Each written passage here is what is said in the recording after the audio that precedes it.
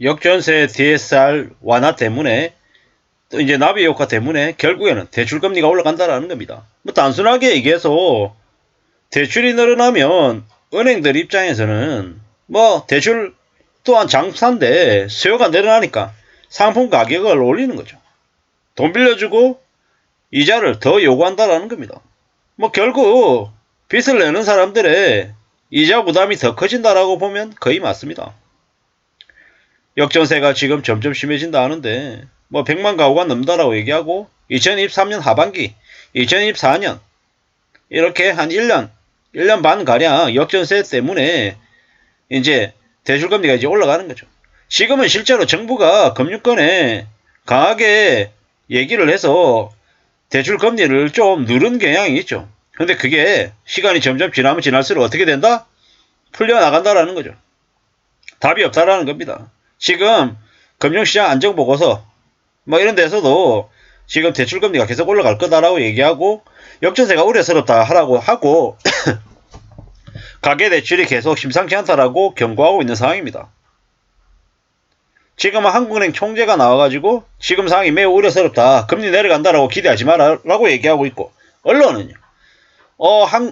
미국이 2023년 하반기부터 금리 내릴 거야.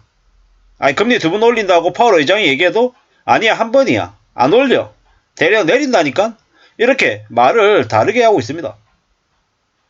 우리가 뉴스를 보면서 이제 중간중간 말장난하고 그냥 언론사들 자기들의 바램을 기사화해서 적는 경우가 되게 많다라는 걸 구분할 필요가 있는 것 같습니다. 결국에는 은행채들, 연구채들이 6%, 7%까지 올라갈 수도 있겠다라는 거죠. 그러면 어떻게 돼야 됩니까?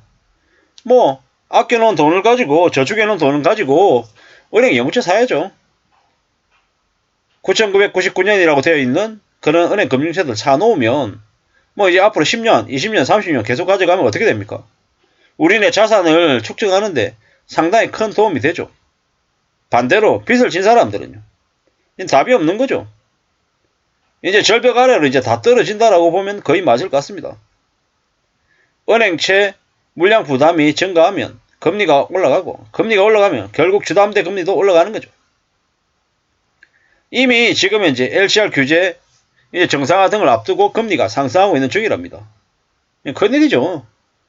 뭐 코로나 팬데믹 이후에 계속해서 빚을 졌습니다. 가게도 마찬가지고 기업도 정부도 마찬가지죠.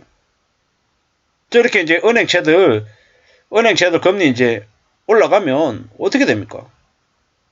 다른 회사채들 금리는 더 올라가겠죠. 은행채가 뭐 6%, 7% 이러면 5%, 6%, 7% 이러면 다른 기업들의 이제 금융채는 더 올라가고 미치는 거죠. 얼마 전에 보니까 CJ, CGV 이제 작년 뭐 9월이었나요? 10월이었나요? 8천원대 산 사람들은 지금 뭐 수익이 한 16% 넘는다고 얘기하더라고요. 놀라운 얘기죠. 지금처럼 경기가 안 좋을 때, 고금리 상황일 때는 채권 수익이 되게 괜찮은 것 같습니다. 지금 당장 말고 2023년 하반기, 2024년 이렇게 한 1년 반 가량은 최대한 은행채, 연구채에 관심을 갖는 게 좋을 것 같습니다. 그렇게 관심을 가지면 뭐 이래저래 여러 가지로 우리네 삶에 보탬이 될 수 있을 것 같다는 겁니다. 빚진 사람에게는 지옥이, 돈을 가지고 있는 사람, 은행에 돈을 빌려주는 사람에게 입장에서는 아주 좋은 기회가 이제 되는 거죠. 벌써 은행채 5년물도 2달 사이에 3.9에서 4.2로 0.3% 올랐답니다. 엄청난 일이죠. 엄청난 일. 뭐 DSR 완화를 하고 한다 어쩐다 이러는데 DSR 규제 완화가 결국 가계대출 증가로 이어지고 이제 은행들은 은행채 발행 확대를 하고 뭐 결국은 이제 대출금리가 더 올라간다라는 거죠. 시장 수요보다 은행채 발행 물량이 많으면 채권 가격을 끌어내려 은행채의 금리가 상승한다라는 거죠. 은행채의 가상금리는 연초부터 상생금융 차원에서 금융당국의 압박 때문에 역대 최저 수준으로 떨어져 있다. 이게 현실이랍니다. 어떻게 될지 두고 봐야죠. 어떻게 될지. 참 씁쓸한 거죠. 정부가 이제 역전세난을 좀 이렇게 해소하기 위해서 이제 DSR 완화 정책을 내놓는 건데, 그 때문에 뭐 시장에 부작용이 생길 수밖에 없다라는 거죠. 이게 이제 참 씁쓸한 일입니다. 그렇다고 정부가 가만히 있어야 된다라는 것도 아니지만, 저렇게 DSR 완화로 인한 충격이 또 어떤 이제 악영향을 미칠지 우리도 지켜봐야 되는 거죠. 참 쉽지 않은 것 같습니다. 저게 뭔가 싶기도 하고, 앞으로 뭐 어떻게 우리의 삶이 점점 더 안 좋아질지 두고 봐야죠. 지켜봐야죠. 참 많은 생각들이 듭니다.